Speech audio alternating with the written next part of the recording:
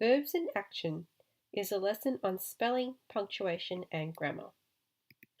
This is an excerpt of my lesson plan. The learning purpose is to introduce and consolidate what verbs are, and to identify various verbs given a few actions. The Victorian curriculum section that it satisfies is understanding how ideas can be expanded and sharpened through careful choice of verbs, elaborated tenses, and a range of adverb group/phrases. Students will be working towards Level 5 of the Victorian English curriculum. The success criteria is to correctly identify verbs and to demonstrate the ability to identify verbs after viewing particular actions.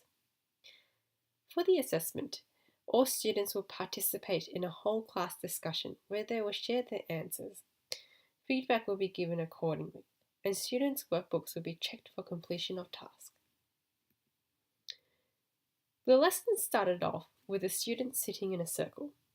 I nominated one student to demonstrate the steps to surfing.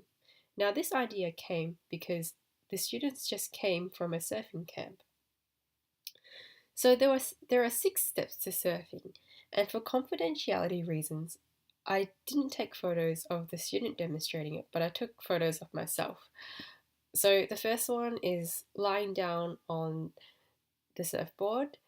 Step 2 is a prone lying stance. Step 3 is getting up from the prone lying stance. Step 4, I am lunging. Step 5, I am also lunging but standing up. And step 6, I am finally surfing on the surfboard. Now, at each step, I got the student to pause where she was, and students were to brainstorm all the verbs associated with the action or the transition to the action. Now, this is what we produced as a class. So we came up with all the verbs: lying, paddling, thinking, doing, pushing, stretching, squaring, sliding, kneeling, bending, kneeling, crouching, lifting, twisting, balancing, standing, looking, and leaning. For the individual activity, students were required to come up with something they can teach someone else. So, for example, it could be painting an egg, it could be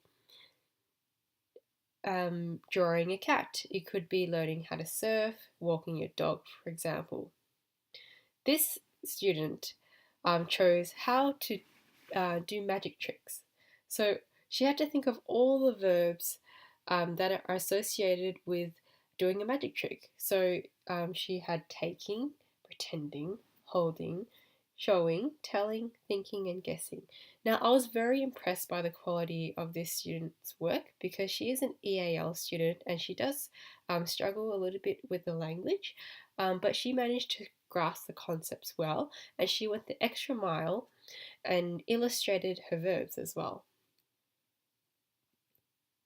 Now, this is another example. So this student chose drawing a cat.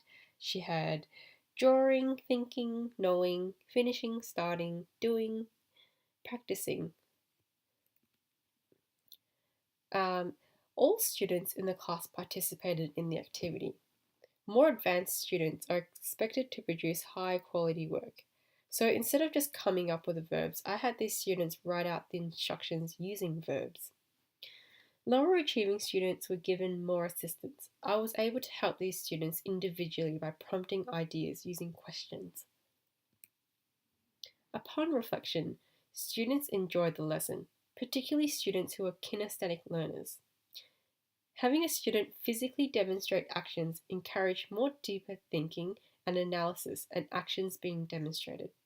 Rather than imagining an action, students were given visual prompts which proved to be highly successful for students to come up with descriptive verbs. I was particularly pleased with one EAL student's work. She demonstrated success in the lesson through her work that showed that she understood the concepts and went the extra mile to illustrate her verbs.